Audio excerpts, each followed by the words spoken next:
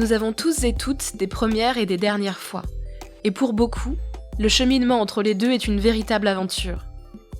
J'ai décidé de rencontrer des inconnus ou presque inconnus, de partager avec elles et eux ces confidences intimes et de mesurer l'évolution de leurs désirs entre la première et la dernière fois.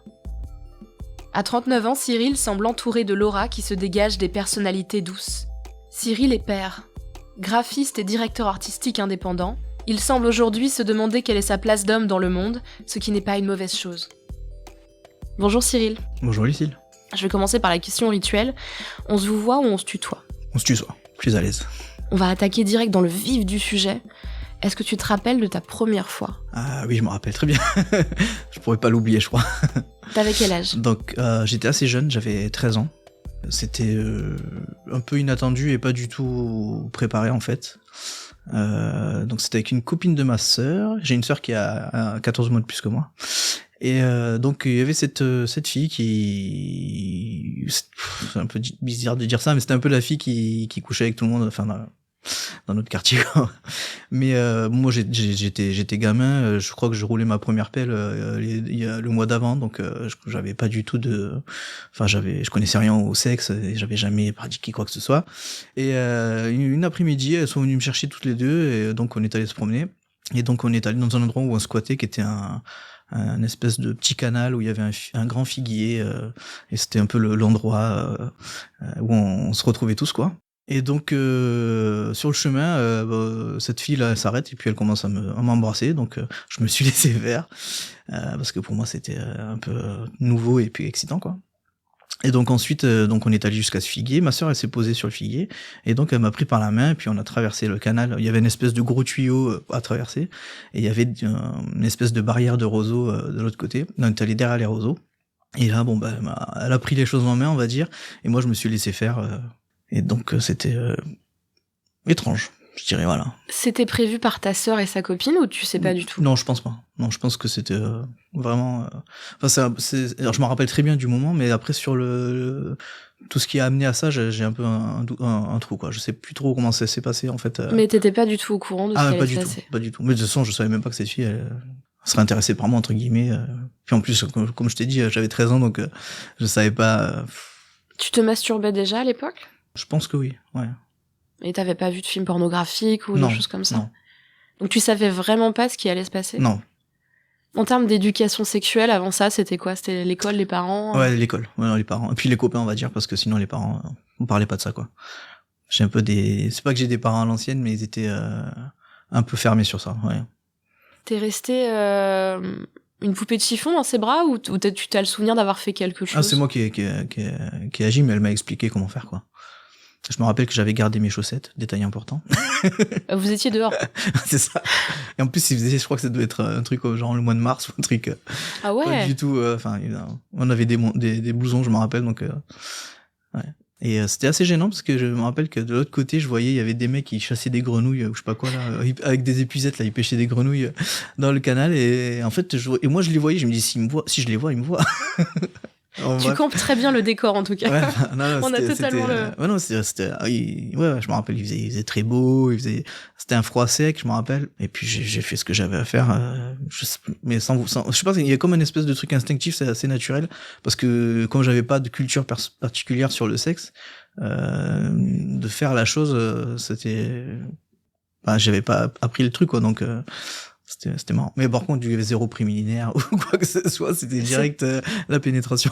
Est-ce que c'était protégé ? Elle avait amené ce qu'il fallait ou pas du tout ? Non, c'était pas protégé. Est-ce que tu as le sentiment quand même d'avoir eu une sorte de sidération par rapport à ce moment qui a débarqué de nulle part Ouais, un peu. Ouais. En fait, pas sur le coup, mais après, en fait. Parce que j'étais déboussolé, quoi. Parce qu'après, en plus, c'était une nana qu'on voyait tous les jours. Donc après, quand je l'ai revue, après, je me suis dit, est-ce que ça va recommencer ? Est-ce qu'on va refaire ça ? Du coup, j'étais un petit peu... je pense que ça m'a pas donné les bonnes bases, en tout cas, sur l'approche sexuelle avec une fille, en fait. Émotionnellement, tu devais être perdu ? Oui, parce qu'en plus, après, quand j'étais au collège, je suis sorti avec d'autres filles, et puis c'est rien passé. Donc, parce qu'après, justement, de 13 ans jusqu'à 18 ans, j'ai plus eu de relations. J'ai eu des copines avec qui on s'est embrassé, je suis sorti avec des filles, mais on n'a pas fait de sexe, quoi. Donc, au début, j'ai eu du mal, parce que je comprenais pas, en fait. Parce que comme je savais pas, quelle était la limite entre guillemets, puisque elle est arrivée et puis c'était direct open bar quoi. Donc ouais, ça m'a un petit peu. Est-ce que t'as éjaculé cette fois-là? Je pense que oui, mais je m'en souviens pas. Est-ce que tu te souviens avoir pris du plaisir? Non. Pas du tout. Pas du tout. Non, je me rappelais que ça m'a fait mal en fait. C'était assez douloureux en fait, puisqu'en fait j'avais genre sur un problème technique, mais j'avais un frein qui était plus important que la moyenne en fait, et du coup quand ça a pas cassé le frein en fait. Donc j'ai dû me faire opérer pour l'enlever, pour dire à quel point c'était épais quoi. Et donc ouais, non, cette fois-là j'étais pas. Et elle, tu te souviens comment elle a réagi? Enfin, tu crois qu'elle a fait un truc, elle a cligné de l'œil à un moment où elle a dit qu'elle avait eu du plaisir. Parce qu'après on est rentré chez mes parents et puis on a parlé de ça en plus, c'était trop bizarre parce que je me rappelle il y avait ma sœur en plus, c'était vraiment chelou quoi, qui était là, et donc on a parlé de ça quoi, et donc ma sœur elle lui a dit ah là et tout, elle a dit ah mais il se débrouille bien pour la première fois, enfin c'était très bizarre quoi, de parler librement d'un truc alors que j'avais jamais fait de ma vie. C'était space. Et t'en as reparlé avec ta sœur après de cette histoire? Non, mais c'est vrai que ça mériterait. Non, mais c'est vrai, parce que je comprends pas qu'est-ce qu'elle foutait là déjà, et pourquoi pourquoi il s'est passé ça, quoi. Si elle était au courant, elle, ou si... Non, je pense qu'elle était, puisqu'après, quand elle... Elle était pas choquée, en tout cas. Non, ouais, non. Tu te souviens comment tu t'es senti après, justement, dans ce retour? Vous êtes rhabillés, j'imagine, vous avez mis vos blousons, t'as remis ton pantalon. Qu'est-ce qui s'est passé? Tu lui as dit merci bien, à mercredi prochain, Tu te souviens comment toi tu t'es senti? Tu t'es dit ça y est, je suis devenu un homme, ou... Non, pas du tout. Non, j'étais plutôt gêné en fait. Ouais. J'étais pas dans le truc où on se dit ça y est, j'ai fait l'amour, je suis non, pas du tout. J'étais un peu gêné, j'étais pas bien en fait dans mes baskets en fait. J'étais un peu intimidé alors que c'était une nana que je connaissais depuis pas mal de temps, on va dire, et puis mais là j'étais intimidé en fait. Ça a mis quelques temps que je la recôtoie naturellement, on va dire. Ça a marqué ton imaginaire sexuel? C'est quelque chose que t'as réutilisé dans la masturbation, par exemple? Non, pas du tout, jamais. Même quand... Non, c'est vrai que c'est bizarre. J'étais plutôt sur des... J'étais passé à autre chose, en fait. Parce qu'en fait, comme cette fille, je suis pas sorti avec elle, j'étais pas amoureux d'elle, j'avais aucune vue sur cette fille, en plus, donc j'avais pas déclenché de fantasme par rapport à elle, en fait. Donc c'est jamais revenu... Alors qu'il y avait d'autres filles, par exemple, quand j'étais au collège, que je trouvais jolies ou qui me plaisaient, et là, oui, là, ça pouvait être une source d'inspiration. On va faire une petite pause, un petit jeu avec des questions basées sur le jeu À boire, je n'ai jamais. Tu vas me dire si ces phrases t'évoquent des choses ou si ça résonne avec ton expérience de vie. J'ai déjà sodomisé un ou une de mes partenaires. Oui. Bonne expérience? Ouais, pas mal. Beaucoup d'enthousiasme dans ta réponse. Non, ouais, si, bien sûr. Oui, non, si, c'était bien parce qu'en plus, c'était pas quelque chose d'imposé, donc c'était vraiment... Non, c'était... Et puis je l'ai fait plusieurs fois et j'aime bien. J'ai déjà eu des soucis avec du matériel. Bah, la classique capote qui se casse. Sinon, oui, j'ai eu... Mais c'est pas du matériel, mais on a eu... Une fois avec une ex, on a fait l'amour dans sa maison qui était en construction. Et donc, en fait, il devait y avoir de la laine de verre qui flottait dans l'air. Et la pauvre, elle a eu vraiment une grosse irritation. C'est une forme de matériel... Au niveau du clitoris. Enfin, c'était vraiment l'enfer, quoi. C'était la pauvre. Au niveau du clitoris? Ouais, bah en fait, quand on s'est... pendant les préliminaires, quoi. Alors, je pense qu'on va avoir la palme du matériel le plus original avec lequel on peut avoir un problème pendant le sexe. Ah non, mais de toute façon, c'était un truc de... En fait, elle habitait dans une ville de province dans la Loire, je crois, enfin... Et donc elle voulait me faire visiter cette maison qu'elle venait d'acheter, donc et en fait pris par la fougue de nos retrouvailles, c'est sauté dessus, puis bref, après on n'a pas pensé du tout qu'il allait se passer ça en fait, donc et puis en fait en plus on s'est aperçu après en fait, donc quand c'était fini, elle me dit j'ai mal, et puis j'ai regardé, je fais putain la vache, t'es complètement t'es poncé on va dire, la pauvre. Ah ouais, non, franchement c'était du coup pendant plusieurs jours et tout, on s'est occupé d'elle jusqu'à que ça aille mieux. Voilà. J'ai déjà pensé à ma liste de courses pendant le sexe. Ou autre chose. Oui. C'était quoi, des courses? Non, pas les courses, mais oui, penser à autre chose. Où j'étais pas dedans, quoi. En fait, j'étais pas... c'était un très mauvais jeu de mots, ça. Mais je pensais à autre chose, quoi. Ça m'est arrivé, ouais. Souvent, ou c'est quelque chose que t'essayes d'éviter de faire, ou que tu... en général, après... Non, ça se contrôle pas en même temps. Ouais, mais du coup, tu peux dire j'arrête, parce que si je suis pas dedans, j'arrête, quoi. Ouais, c'est vrai que je trouve pas ça. On n'y pense pas assez. On préfère les courses, et puis en fait... Ouais. Non, mais c'est un truc qui arrive, quoi. J'ai déjà pensé à quelqu'un d'autre. Non. Ni connu, ni inconnu? Non. Bon, en plus, le TripStar, pas du tout, mais alors, même penser, non, ça m'est jamais arrivé. En tout cas, pas quand je fais l'amour avec quelqu'un, quoi. Masturbation, bien sûr, mais pas... Bah, ça aide toujours un peu. Je me suis déjà masturbée dans des endroits pas prévus pour. Oui. Les toilettes au travail. Enfin, quand j'étais salarié à l'époque, une envie irrépressible d'y aller, quoi. Enfin, c'est assez bizarre parce qu'en fait, on se demande pourquoi on fait ça, mais ça se contrôle pas, quoi. Quand on a, vous savez, les petits papillons dans le ventre. C'est un truc physique, du coup, ouais. pour se ouais, décharger. Vraiment, ouais, c'est ça. Ouais. Et après, on se sent comment? On a peur de s'être fait entendre par les collègues et tout? Ouais, sûrement. Bon, on se sent libéré, quoi. On se sent mieux. Je sais pas, je trouve que c'est avoir un petit orgasme, entre guillemets, en plein milieu du bureau. Enfin, c'est un truc d'indépendant, ça. Les indépendants connaissent bien la pause masturbation du milieu de journée. De toute façon, maintenant que je travaille chez moi, c'est plus facile. Hein. Et la dernière question que je pose normalement aux femmes comme aux hommes, j'ai déjà éjaculé. Oui, bien sûr. De façon... tu éjacules à chaque fois ou c'est pas non, pas à chaque évident? fois. Pas à chaque fois. Mais c'est assez rare que ça arrive pas quand même. Mais oui, ça arrive que j'y arrive pas. Que j'arrive pas au bout. Ouais. Mais bizarrement, l'érection est toujours là, mais pas l'éjaculation. Et t'as déjà expérimenté l'éjaculation sans orgasme, l'orgasme sans éjaculation Non. On corrèle beaucoup les deux en fait, ouais, mais c'est pas forcément évident. Là, j'avoue que mes compétences se sont pas assez développées. Pour finir, j'ai déjà été sodomisée. Oui, mais plutôt avec... on dirait que t'as un doute. Non, si, mais c'est avec un doigt, quoi. Ouais, pendant... bah, ça compte. Pendant une fellation, par exemple. Enfin, j'ai même plusieurs ex qui m'ont fait ça, mais j'ai pas été super emballé, en fait. Enfin, j'ai pas trouvé ça... Je l'ai fait parce que je voulais voir ce que ça faisait, quoi. Puis ça m'a pas transcendé, quoi. Alors peut-être que je suis pas allé au bout de l'aventure, parce qu'il paraît que l'orgasme prostatique, c'est quelque chose à vivre, mais j'ai pas vécu ça. À mettre sur la to-do list exactement, pour la suite.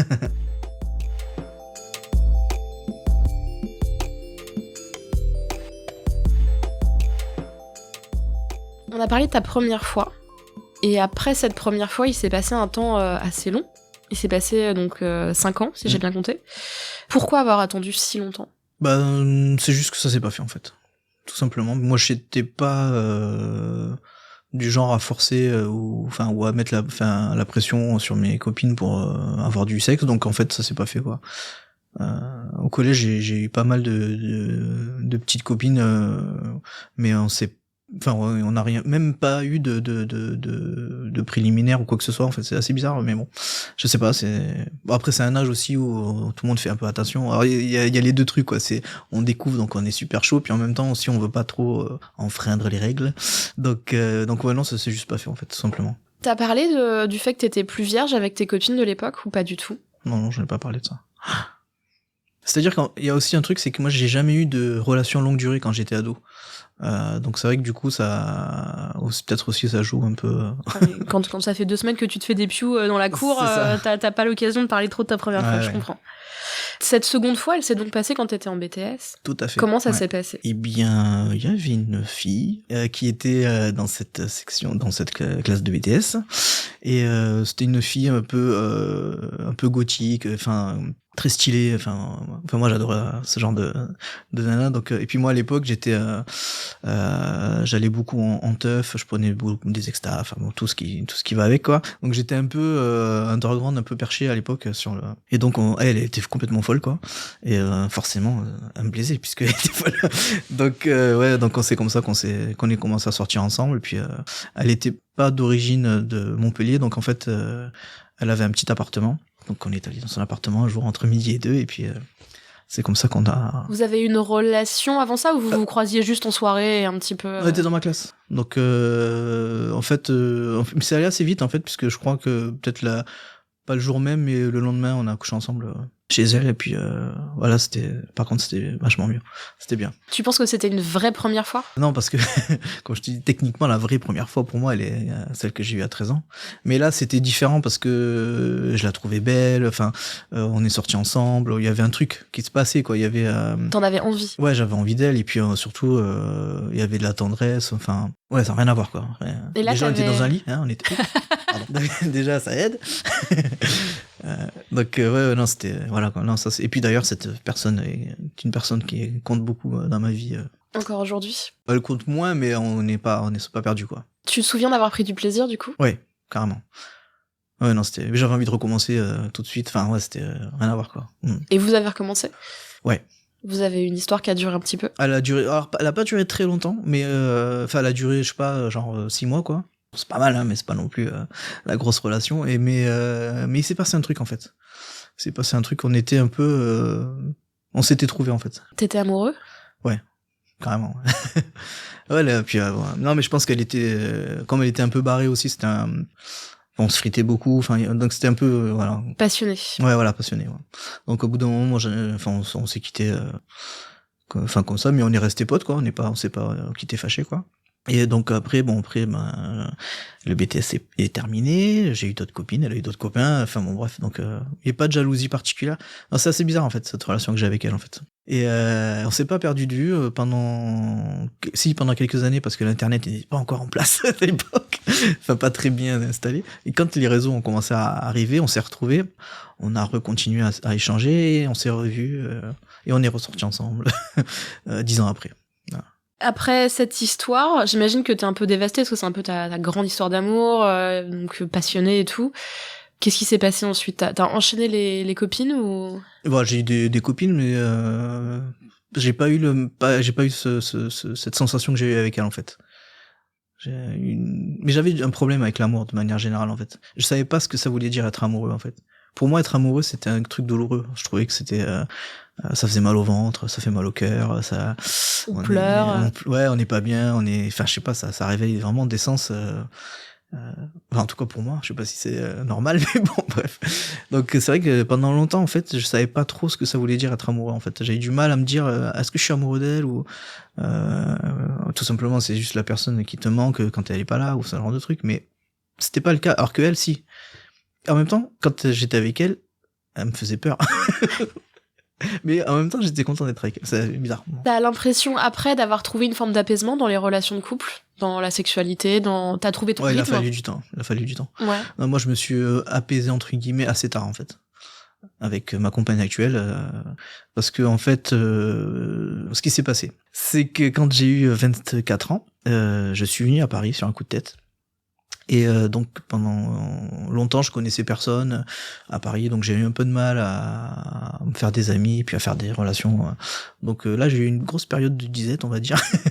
Mais bon, tu faisais quoi? Tu travaillais? Ouais, je travaillais à fond, j'étais passionné par mon taf et donc et puis je rencontrais pas forcément des gens. Puis à Paris c'est un peu particulier parce que il y avait déjà les applis de rencontre et tout ou... Ah, j'ai essayé ça. J'ai eu des relations grâce à ça. C'est un peu la seule façon mais c'était pas des relations c'était pas des rencontres amoureuses, on va dire, quoi. C'était vraiment, on chattait. Alors à l'époque, encore une fois, je vais passer pour un vieux, mais voilà chat, je sais pas si tu te rappelles de ça. Non. Il y avait des espèces de forums, tu sais, 18, 25, 25, 30, enfin bon, bref, donc, et là, on chattait comme ça, et puis, donc là, j'ai fait une rencontre avec une nana, avec qui on a couché un soir, et puis après, c'était fini.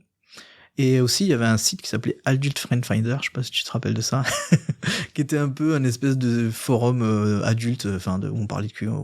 Enfin, normalement, c'était fait pour ça, mais après, c'était un forum classique, tout le monde parlait de... Et donc là, pareil, j'ai rencontré une nana aussi avec qui on a couché ensemble 2 fois, qui était beaucoup plus vieille que moi, je pense qu'elle devait avoir 40 ans passés à l'époque, mais sinon, à part ça, rien d'autre, quoi. Ça t'a manqué ou t'as profité de cette période pour justement savoir ce que t'aimais un peu plus, te masturber plus, peut-être voir plus de porno ou je sais pas, réfléchir à ta culture ou alors c'était vraiment hors de ta vie, quoi. Bon, le porno, c'était pas très développé à l'époque. Enfin, en tout cas, c'était compliqué. C'est pas aussi accessible que maintenant, on va dire. Ou alors, je savais pas faire. Non, il y avait pas de manque particulier. Non, je sais pas. C'était une espèce de parenthèse dans ma vie où c'était c'est un peu con de dire ça, mais le travail, enfin voilà, vraiment le truc, essayer de faire ma place en tout cas dans cette ville, parce que de toute façon je pouvais plus revenir dans le sud pour des raisons personnelles, mais enfin bon bref, donc... Tu voulais que ça marche et t'étais focus sur ton objectif. Ouais, c'est ça. Alors aujourd'hui je trouve ça un peu pathétique, mais bon à l'époque j'étais à fond, donc je voyais pas ça comme ça. Mais bon. Donc t'arrives à Paris, t'as plus ou moins 24 ans. Combien de temps ça dure cette phase de devenir un Parisien ou essayer de construire ta carrière? Alors faut savoir que quand je suis arrivé, donc je connaissais personne, donc j'ai fait pas mal de foyers d'hébergement pendant presque 3 ans. J'ai même eu une petite passade à la rue quelques jours, quoi. Donc j'ai mis à peu près 3 ans avant d'avoir déjà un premier appart vraiment à moi, quoi. Parce que j'allais de foyer en foyer, donc c'était pas très facile de stabiliser. Tout. Puis surtout, on va dans les foyers perdus dans la banlieue. Puis à la fin, j'étais dans le vers d'Enfer-Rochereau, vers la prison de la Santé. Donc oui, on va dire 3 ans. 3 ans où j'ai commencé à me sentir installé, entre guillemets, quoi. Est-ce que tu as un rapport à ton corps? Aujourd'hui? À l'époque. Ou à l'époque. Alors moi, déjà, depuis toujours, je suis assez complexé, voire pudique. Parce que bon, bah déjà, je ne suis pas svelte. Donc c'est vrai que je sais qu'il y a un courant body positif, je trouve ça très bien, mais moi, j'ai du mal à passer ce cap-là, quoi. Donc j'ai toujours un complexe par rapport à ça, j'ai du mal avec mon corps, quoi. Donc moi j'ai eu même un moment donné où je pouvais plus me regarder dans un miroir ou dans le reflet dans une vitrine, où ça m'était compliqué, quoi. T'as toujours été gros ou tu l'es devenu? Je le suis devenu. Pendant cette période-là ou Ouais, ça a pas mal. Ouais, ça a été un moment. Comme j'étais assez seul et tout, c'est le basique. On se réfugie dans le réconfort de la nourriture. Mais avant, non, j'étais même très sportif et tout. Bon, j'ai toujours été j'ai une ossature je suis un peu costaud, mais pas gros, quoi. Et donc d'ailleurs, même après, 5 ans après, quand j'approchais des 30 ans, j'ai fait une grosse dépression par rapport à tout ça, quoi. Enfin, la solitude, la prise de poids, enfin tout ça. Et donc je suis allé voir un psy et qui m'a aidé par rapport à ça. Bon, j'ai pris des petits cachets, enfin tout ce qu'il faut pour se remonter. Et après j'ai commencé à me remettre au sport et tout, et j'étais vraiment à fond. Enfin, j'ai eu une période à 30 ans où j'avais perdu beaucoup de poids, j'avais repris confiance en moi, et du coup le fait est que les petites copines reviennent. Donc c'était une période qui était sympa, en fait. J'ai bien aimé cette période. Parce que même du coup, si c'était post-dépression, ça a duré 2 ans, quoi. Mais bon, bref, finalement ça a été positif pour moi, en fait, de rebondir comme ça, alors que je suis passé de l'idée de sauter sous un train à l'idée de croquer la vie à fond, quoi. Donc j'ai retrouvé cette fameuse ex à ce moment-là, quoi. Parce que du coup, finalement, cette disette sexuelle, elle est corrélée avec tout un mal-être qui est global, ouais, en fait, dans la vie. Oui, parce que tu t'es éloigné de toi, en fait. C'est ça. Puis en plus, moi, j'ai jamais été trop, un dragueur, ou j'ai toujours été timide. Enfin, je suis pas quelqu'un qui va aller de l'avant, enfin, sur ça, quoi. Je suis toujours un peu en retrait, quoi. Voilà. Et j'étais même mal à l'aise parce que je savais pas comment aborder. Quand j'y repense maintenant, je me dis qu'il y avait plein de trucs qui allaient pas, en fait. C'était le fait que je sois un provincial. On me faisait toujours la remarque sur mon accent, mais quand j'allais dans le sud, on me disait que j'avais l'accent parisien. Enfin bref. Donc il y avait une espèce d'ambiguïté sur ça. J'étais très sociable. Enfin, au boulot, j'étais quelqu'un de reconnu, entre guillemets. Enfin, les collègues, ils m'appréciaient tout, mais en dehors, il y avait personne, quoi. Donc il y avait une espèce de paradoxe par rapport à ça, en fait, de ma vie privée et de ma vie professionnelle. Mais t'as pu être pris en charge ou te faire prendre en charge en fait, t'en sortir. Ouais. Je suis descendu dans le sud, et puis en fait j'ai fait n'importe quoi. J'ai pété les plombs, j'ai fait une espèce de vacances où j'ai fait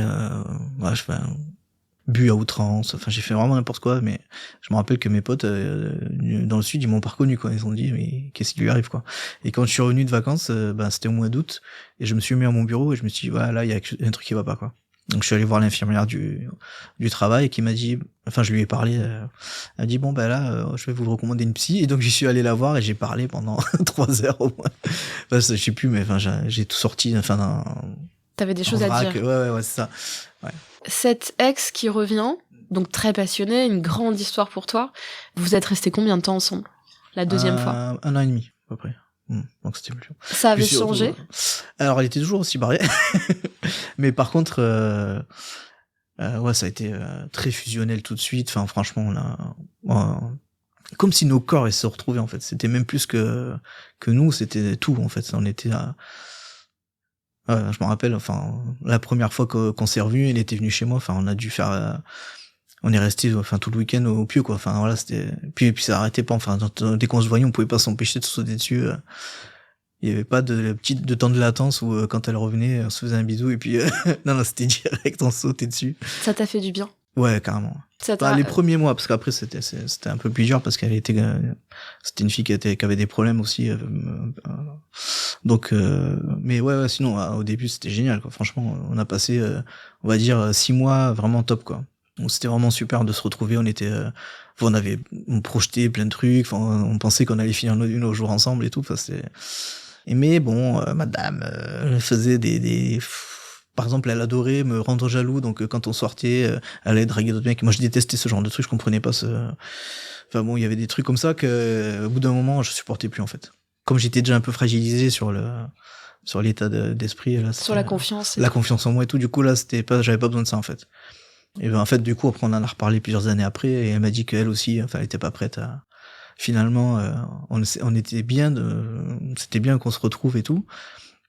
C'est bizarre en fait, c'est vraiment ce truc du corps en fait. C'est vraiment ça, nos corps, nos peaux là, s'il y avait un truc quoi, on s'associait quoi, c'était vraiment bizarre en fait. Tu crois que c'est quelque chose qui va rester toute la vie ? Oui, sans problème. Ça, j'ai aucun doute. Non mais on se rappelle, on s'envoie tout le temps des messages et tout, il y a un truc entre nous, c'est tout. C'est une ambiguïté ou c'est quelque chose de très Non, il y a pas d'ambiguïté. Parce qu'en fait, on sait qu'on peut pas vivre ensemble.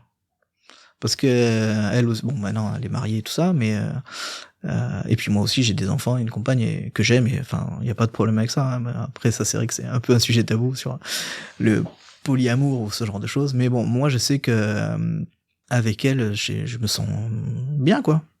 J'ai l'impression d'être à la maison entre guillemets. Mais bon après c'est vrai que tous les deux on est complètement conscients que ça ferait pas le job quoi, qu'on pourrait pas rester ensemble parce qu'on a trop des caractères. Enfin, ça matche pas, quoi. Ce serait tragique. Ouais, c'est bizarre. Ouais, c'est ça. J'aime beaucoup cette idée de gens qui en plus ont réussi à garder ce lien qui est hyper dur. Ah, puis en plus, il y a un petit côté secret qui est un peu bizarre parce que moi, je trouve ça pas honnête de ma part, par exemple, pour l'amour que j'ai avec ma compagne, mais en même temps, je peux pas m'empêcher de penser à cette autre fille, et puis. Elle existe. Voilà, elle existe, mais en plus, il y a pas de. Tu l'as pas caché à ta compagne. Non, elle sait qu'elle existe. Mais on s'envoie pas de sexto, on s'envoie pas de. Voilà. Y a pas de. On se donne des nouvelles tous les 2 mois, ou un truc comme ça. Alors ça reste un peu honnête, quoi. Ouais, voilà, c'est ça. Il y a pas de. Bien sûr. Mais il y a toujours un petit truc, genre, à un moment donné, où elle m'envoie un texto, on me disait, tu sais, je t'oublierai jamais, et moi j'ai dit, moi non plus. Enfin, voilà, il y a toujours des trucs, J'ai dit, mais moi je pense que sur mon lit de mort, j'aurais une pensée pour toi, enfin, des genres de trucs comme ça. Ce qui est sûr, voilà. Moi j'aime bien, c'est beau. On va faire une deuxième petite pause, un deuxième jeu différent, on va parler de ton imaginaire sexuel, ta culture érotique. Donc quelles sont les œuvres qui t'accompagnent ? On va parler du livre qui t'excite. Est-ce qu'il y en a un ? Alors, c'est pas spécialement qui m'excite, mais je me rappelle de La vie sexuelle de Catherine M, je crois que c'était ça, ouais. Voilà, que j'avais lu, et en fait il m'avait choqué ces livres, parce que je me suis dit, mais les gens, ça existe des gens comme ça dans la vraie vie. Je pense, enfin, ouais, c'était un peu excitant, mais ça m'a un peu fait découvrir que le porno, il y avait pas que des trucs fantasmés quoi, que il y avait des réalités derrière. Il y a des gens qui font du sexe, vraiment genre ça, beaucoup. Voilà, ouais. Et je me rappelle, je l'ai lu, j'étais jeune, je sais plus à quelle année il est sorti, mais ouais, ça m'avait perturbé. C'est vrai que c'est un livre qui est très très sombre, assez froid. Donc c'est la vie sexuelle de Catherine M, donc qui est écrit par Catherine Millet et qui est plus ou moins le journal d'une vie sexuelle boulimique et performative. Donc c'est une approche très très différente de ce qu'on a pu lire avant, mais et puis c'est féminine. C'est pas un livre qu'on pourrait qualifier d'excitant, par exemple. Ouais, c'est ça. C'est très très performatif. Le film qui te fait vibrer. Pareil, c'est pas un film qui me fait vibrer, mais il y a une scène qui m'a marqué, c'était dans Le Cri de la Soie, qui est un film des années 90, je m'en rappelle plus exactement, avec Marie Trintignant. Et donc, pour placer le film, en fait, c'est l'histoire d'une professeure des Beaux-Arts, je crois, qui est spécialisée dans les drapés. Et elle a un fétichisme du tissu, en fait. Et donc, la première scène, elle est dans un grand magasin, il me semble, je crois, et puis elle touche des tissus, puis elle se met à s'évanouir face à l'orgasme. Et donc, elle rencontre un gars qui est un photographe, qui fait des photos de robes marocaines, je crois, enfin, des tissus orientaux. Et donc, bon, finalement, ils se rencontrent et ils ont la même approche sur le tissu. Et à la fin, il y a une scène, en fait, où ils font l'amour dans un lit. Et en fait, on filme les tissus qui se touchent, enfin, c'est la soie et le lin, ou je sais plus, ou le coton, je me rappelle plus exactement, mais il y a un truc, c'est hyper sensuel, enfin, cette scène, elle est vraiment, Ouais, pour moi, c'est vraiment quelque chose qui est dans la juste suggestion, et c'est ça que je trouve moi plus excitant en fait. Enfin, ouais, ça, je trouve que c'est une très belle scène. T'as développé un fétichisme du tissu après Pas avoir du vu tout. ce film. Non, mais par contre, Ça se pose forcément, tu vois. bien Je sûr. t'imagine Non, au Grand mais- Boulevard en train de toucher les tissus pour tester, quoi, Non, voir mais si par ça contre, fait des trucs. j'ai pas de fétichisme dessus, mais par contre, c'est vrai que ça compte. J'aime bien, ouais, le côté tactile les tissus, si, ça marque, quoi, sur. Mais de toute façon, tout ce qui est, voilà, il faut faire avec ce genre d'artifice aussi, parce que ça, c'est ça aussi qui apporte un peu de piment, je trouve, dans le sexe. Il y a pas que juste les peaux et les fluides. Il y a plein de choses qui vont avec. C'est quoi tes matières? Parce que du coup, c'est pas le tissu en Ouais. général, mais il y a des matières qui marchent mieux sur toi que d'autres. Le coton, tout simplement, déjà. J'aime bien le lin aussi, j'aime bien. Après, après, si on sort du tissu, juste la peau, déjà, c'est pas mal. Hein. Mais bon. L'image qui te donne des frissons de plaisir. Un side boobs. C'est toujours efficace. Ouais, c'est toujours efficace. C'est vrai, c'est un truc masturbatoire? C'est quelque chose que t'as pu chercher sur internet ou... Non, pas spécialement. C'est pas assez, ça va pas assez loin. Ah, t'aimes Non, mais par contre, j'aime bien, c'est toujours pareil, dans l'idée de la suggestion, j'aime bien quand c'est suggéré, en fait. le truc un peu involontaire, l'espèce de sensualité c'est ça. Ouais. La musique qui te met le mieux dans l'ambiance. J'écoute pas spécialement de musique. Pas pendant le sexe? Non. Parce que ça te déconcentre ou parce que c'est chiant d'y réfléchir? non, pas du tout. Non, ouais, ça me déconcentre, je crois. Je suis pas spécialement musique, en fait. Je pense qu'il y a une ex qui m'a traumatisé parce qu'à chaque fois, elle mettait Cranberries Zombie. Toujours le même morceau? Ah ouais, non, je te jure. Et c'était genre, elle le mettait et tu savais qu'il allait avoir du sexe ou elle le mettait exactement. genre... Ça devait être, je sais pas, il va y avoir un truc avec cette chanson, enfin bon, bref. Donc, ça fait 3-4 fois où on a fait, à chaque fois, elle a mis ça, je me suis dit, il y a un truc bizarre. Donc, depuis, je me suis dit, plus de musique. Chacun son truc, mais c'est vrai que si c'est toujours le même morceau, ça peut être un peu... Non, c'est vrai, ça peut créer une ambiance bizarre. Le parfum qui réveille tes sens. Le musc. C'est très très spécifique. Ouais, mais ouais, j'aime bien ça. Il y a quelque chose de chaleureux derrière ça. T'aimes les femmes qui portent du parfum? Ouais. Ah si, il y a une odeur. C'est la crème Nivea. Alors pourquoi? Ça remonte à quand j'étais petit, en fait. J'avais je sais pas, je devais avoir 7-8 ans, un truc comme ça. Et j'avais une petite voisine qui était parisienne, qui venait en vacances. Et elle sentait la crème Nivea. Et j'étais amoureux d'elle, je pense. Et quand j'étais petit, je descendais... je prenais l'ascenseur, je m'arrêtais à son étage pour sentir l'odeur derrière sa porte. Enfin bon, bref. Donc, et ça m'est resté parce que quand je marche dans la rue et que je sens cette crème, ça me fait quelque chose dans mon cœur, en fait. C'est bizarre. C'est comme si il y avait une espèce d'archéologie des odeurs dans mon corps, en fait. C'est une odeur qui est super connue et, et très enveloppante, en plus un peu chaude. C'est ça. Tu l'as remis en tête. Allez, ce soir, bon hiver, tout le monde.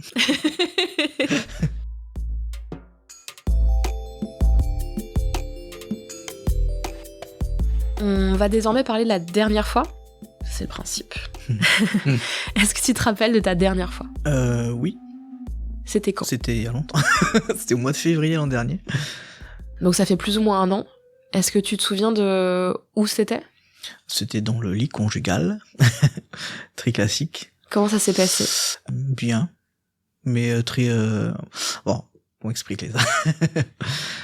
On fait plus trop l'amour avec ma compagne depuis qu'on a les enfants. Donc c'est vrai que quand on fait, c'est assez classique et assez rapide en fait. Fonctionnel? Ouais, c'est ça. Donc c'est pas très funky comme moment, mais en même temps c'est bien. Enfin c'était un moment où on avait envie tous les deux, donc c'est pas non plus. Mais c'est juste. C'est plus comme avant où on se faisait des préliminaires à rallonge ou des trucs. Là ouais, on va un peu à l'essentiel quand c'est pas. Ça fait combien de temps que vous êtes ensemble? Là ça va faire 8 ans. Et les enfants, ça fait combien de temps? Ça fait 3 ans. On va repartir un petit peu en arrière. Avant les enfants, sexuellement c'était très bien? Ouais, carrément. Oui, même j'étais même assez content parce qu'on au bout de 3-4 ans, on continuait à faire l'amour très régulièrement, et puis partout, et puis c'était vraiment ouais, enfin, c'était vraiment cool quand je me suis dit ça s'essouffle pas, parce que souvent on dit au bout de 1 an ou 2 ans ça commence à s'essouffler, alors que nous c'était toujours là quoi. Donc ça c'était plutôt bien. Pourquoi les enfants ça a changé quelque chose? Alors ben en fait déjà quand on a décidé de faire un enfant, mon premier garçon, on a eu vachement de mal à l'avoir en fait. Donc ma femme a fait plusieurs fausses couches, on a été suivi par un spécialiste de la fécondation, donc pendant longtemps en fait on calculait le temps, les jours où il fallait faire l'amour, enfin vraiment c'était vraiment pénible quoi. Elle prenait des cachets, enfin donc ça c'était vraiment pas génial quoi, c'est pas du tout sexy quoi. Donc ça déjà ça a un petit peu émietté le truc quoi. Et ensuite on est passé à la phase supplémentaire où enfin l'insémination. Donc moi j'allais me masturber dans un laboratoire, j'ai écrit un texte là-dessus, c'est assez funky. C'est vraiment tu dis pas quoi. C'est la salle c'est une toute petite salle avec un écran où t'as un vieux porno qui grésille, enfin la nana elle est là, elle fait bon alors vous nettoyez le gland avec la petite lingette et puis comme c'est vraiment vrai ça fait son job hein, mais il y a la salle d'attente qui est juste à côté, t'entends les gens qui parlent, enfin bon c'est assez horrible quoi. Donc j'y suis allé au moins 7 ou 8 fois donc donc voilà, puis ensuite après on récupère le sperme, il faut courir jusqu'à chez la gynéco qui va faire l'insémination, donc elle c'était spéculum et compagnie, donc c'était pas non plus au bout d'un moment elle avait plus envie qu'on la touche quoi, donc ce qui est normal quoi. Donc à un moment donné on en a eu marre, on a décidé de faire une pause et classique, c'est à ce moment-là qu'elle est tombée enceinte de manière naturelle. Et donc bon là ça s'est bien passé, mais quand elle était enceinte, elle a pas eu un espèce de comme on croit des fois que les femmes enceintes elles ont des envies sexuelles, enfin ça arrive mais c'est pas tout. Ouais, mais elle c'était pas le cas quoi. Puis moi non plus j'étais pas très à l'aise avec ça, donc là aussi ça a creusé encore un petit peu plus l'écart sur notre vie sexuelle quoi. Et donc elle a accouché, ça s'est pas super bien passé, la péridurale n'a pas marché, bon après il n'y a pas eu de problème, enfin l'enfant est bien né, elle a pas eu de soucis après, enfin mais c'est juste que ça elle a souffert quoi. Donc déjà ça c'était un peu dur, la rééducation derrière, enfin donc en fait elle a l'impression qu'il y a plein de gens qui sont allés entre ses jambes pour donc c'est vrai qu'elle a eu du mal avec ça, ce qui se comprend quoi. Donc ça j'ai pas. Ça a duré combien de temps ce process de on décide de faire un enfant à on a enfin notre enfant? Ça a duré presque 3 ans, donc très long. Ouais. Et en fait 4 mois après elle est retombée enceinte, donc c'était pas attendu, mais bref on a dit on la garde parce que on s'est dit on est plus très jeune mais encore jeune, donc on s'est dit au moins ce sera fait entre guillemets. Mais en fait on a bien fait parce qu'elle est super notre petite fille aussi, donc voilà. Donc bon là déjà quand il y a 2 enfants on dort pas. Hein, mon grand dormait, il a fait des nuits pourries et il en fait encore. Donc ça aussi ça aide pas non plus, enfin à la promiscuité. On était fatigués, enfin donc là on a encore mis un peu plus d'écart. Et ensuite elle a eu un stérilet parce qu'elle voulait plus tomber enceinte, ce qui se comprend. Et en fait il a été mal posé, donc elle a dû être opérée. Et en plus elle est tombée enceinte avec le stérilet. Donc nous on s'attendait pas du tout parce qu'on pensait qu'elle était protégée quoi. Donc elle en a voulu beaucoup au gynéco qu'elle avait vu, parce qu'en plus elle avait super mal tout le temps. Bien sûr. Donc c'est comme ça qu'on s'est dit il y a un truc qui va pas, donc mais on n'avait pas en plus une vie sexuelle très développée à ce moment-là, mais le fait est que la seule fois où on l'a fait elle est tombée enceinte quoi. Comme quoi finalement on s'est retrouvé à l'hyperfertilité. Enfin bon bref, donc on a réfléchi, puis en fait on s'est dit que c'était compliqué parce que 2 enfants rapprochés c'est assez sport quoi. Donc elle a avorté quoi. Donc encore une fois petite intervention sur son médical, corps, donc ouais. donc je pense que après ça elle voulait plus qu'on la touche quoi. Donc on en est aujourd'hui. Voilà, exactement. C'est pour ça qu'il y a eu et qu'il y a très peu de relations sexuelles, mais moi je comprends très bien. Franchement, à sa place, c'est tout à fait normal. Hein. T'as envie toi? À fond, bien sûr. On en parle. Malgré la fatigue et tout et. Ouais, bien sûr. Vous en parlez tous les deux? Ouais, sans problème. On se cache pas ça sur. Donc moi je lui dis que parce qu'elle s'excuse, elle me dit je suis désolé machin. Je dis non mais t'excuses pas, c'est. Enfin, tu reviendras quand tu reviendras quoi. Je vais pas, enfin c'est vrai, je vais pas lui mettre. En plus moi j'ai un père qui était un gros macho de première, quoi, et qui lui a imposé à ma mère des relations sexuelles pendant des années. Je l'ai appris il y a pas longtemps, donc. Et moi, je veux pas être ce mec-là, donc ce qui me paraît en plus tout à fait normal. Pour moi, le sexe, c'est un truc qui est mutuel, donc c'est tous les deux, on a envie ou pas. Donc je me vois pas faire l'amour à une personne qui a pas envie, quoi. C'est. Alors là, du coup, vous en avez envie tous les deux, mais c'est compliqué parce que on imagine bien. Puis en réalité, les enfants grandissent. Hein, ça a l'air compliqué comme ça, mais je parle d'expérience. C'est long, dis donc. C'est un peu long, mais une fois après, ça va tout seul, quoi. Ces gens, ils grandissent, tu fais ok, d'accord. Ma vie a changé du tout du jour au lendemain. Mais du coup, ça veut dire que ça reviendra. Vous avez encore envie l'un de l'autre. Ouais, elle a pas trop de désir en fait. C'est ça que, enfin, quand on en parle et tout, elle me dit que elle a un blocage sur ça. Mais c'est pas grave. Hein, moi, j'attends. C'est quelque chose pour lequel vous pourriez envisager de vous faire suivre ensemble, de voir un psy ou un coach ou quelqu'un qui travaille sur le couple pour reparler justement de recréer ce désir. On en a pas parlé, mais elle pense qu'elle pourrait à un moment donné voir si ça revient pas en fait. Parce que elle, c'est bon, outre le fait qu'elle a pas envie qu'on la touche, ça va là, mais c'est vraiment plus l'idée du désir, quoi. Parce qu'une fois, je lui ai demandé, je lui ai dit, mais est-ce que tu te masturbes, est-ce que t'as des envies, est-ce que t'as envie de moi ou même d'un autre mec, quoi. Franchement, je vais pas fermer au truc, quoi. Je m'en fous. Moi, ce qui compte, c'est qu'elle se fasse plaisir, quoi. Bon, elle est pas dans ce délire-là, mais en tout cas, moi, ce que je veux, c'est qu'elle s'éclate, quoi. Enfin, et non, elle m'a dit qu'elle justement, elle a pas du tout de désir, en fait. C'est ça ça l'a complètement coupé, quoi. Je pense qu'elle voit plus son corps comme elle le voyait avant, en fait. Le fait qu'elle a allaité, donc enfin il y a plein de trucs qui fait qu'elle a pas pris énormément de poids pendant les grossesses en fait, mais quand bien même ça l'a éloignée d'elle-même. Ouais, ça l'a éloignée d'elle-même, ouais. Et toi, tu la vois comment aujourd'hui ? Moi, je la trouve toujours aussi belle. Moi, j'ai toujours envie d'elle, donc tant que j'ai encore envie d'elle, c'est qu'elle me plaît, donc. Et alors que tu traverses une forme encore d'épreuve, sexuellement, hein, c'est pas une très grave épreuve, mais une forme d'épreuve vis-à-vis de ça, comment tu te vois, toi ? Comment tu te sens avec ton corps ? Il y a une frustration, on va pas, c'est sûr, parce que évidemment que quand on a super envie de faire l'amour et que on sait qu'il va rien se passer, c'est sûr qu'il y a une frustration, mais en même temps, voilà, c'est si j'ai trop envie, je vais me masturber, puis voilà, c'est fait, quoi. Mais après, c'est vrai que moi, j'ai eu déjà je suis pas très à l'aise avec mon corps, donc puis en plus j'ai pris pas mal de poids là ces derniers temps là, depuis qu'on a les enfants, donc. Mais c'est un chemin classique. Ouais, non, mais du coup, c'est parce que, voilà, j'ai plus d'activité physique, je fais un boulot, je suis assis toute la journée, enfin, donc, je dois dépenser 300 calories dans la journée, bon, bref. Non, mais c'est, ouais, donc, tu sens que t'es en train de t'éloigner aussi, ou tu sens que t'es quand même bien ancré là, et que tu pourrais pas de nouveau, justement, souffrir et être dans une spirale de souffrance comme t'as déjà été dans le passé? Tu te sens plus fort aujourd'hui? Pas plus fort, mais, déterminé à être bien, en fait.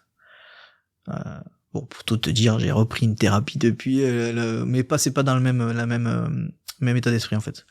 Là, j'ai repris une thérapie depuis le mois d'août, mais vraiment parce que je trouve que c'est pas normal d'être aussi complexé. Enfin, à mon âge, et puis j'ai pas envie que mes enfants ils aient un père qui soit pas bien dans sa peau, quoi. Enfin, donc bon, même s'ils le voient pas parce que je le montre pas, mais t'as toujours peur qu'ils le sentent. Avec eux ou des trucs comme ça, quoi. Je vais pas les bloquer, ça serait débile, quoi. Mais ouais, je veux pas qu'ils le ressentent, quoi. Donc j'ai commencé à changer, à m'occuper de ce problème. J'ai pris les devants. Puis à 40 ans aussi, je pense que c'est une phase. On voit un peu les choses différemment, c'est ça. Précédemment, tu as évoqué ton père. Quel genre de père tu voudrais être aujourd'hui ? Pas lui. Non, moi ce que je veux c'est... Tu te sens plus apaisé par rapport à ça ? Même si t'es sur un chemin encore, parce que du coup t'es encore en train de travailler sur toi, mais tu le sens sur le bon chemin ? Ouais, je pense. Je pense. Après, on maîtrise pas tout parce que les enfants, bon, ils ont leur propre personnalité, tout ça, mais en tout cas, moi, ce que je veux, c'est que mes enfants soient bien dans leur basket, quoi, en tout cas, et que je vais les pousser pour qu'ils soient heureux, quoi. Épanouis, ouais. Épanouis, je m'en fous qu'ils réussissent professionnellement ou je veux, c'est qu'ils soient heureux, quoi. Qu'ils fassent des bons choix et qu'ils soient respectueux les uns des autres, et voilà. Et qu'ils s'aiment. Et ils s'adorent tous les deux. Donc ça, c'est déjà une réussite. Merci Cyril. Merci beaucoup pour ce témoignage qui est vraiment puissant et important. Je pense que les hommes devraient témoigner beaucoup plus de ce qu'ils ont vécu. Merci Lucie. Pour avoir de meilleurs hommes. Que je vais débloquer quelques mecs pour qu'ils arrêtent de prendre la tête à leur meuf sur le sexe, alors que c'est pas si important en fait. On y croit. Ouais. On est là pour ça. C'est ça.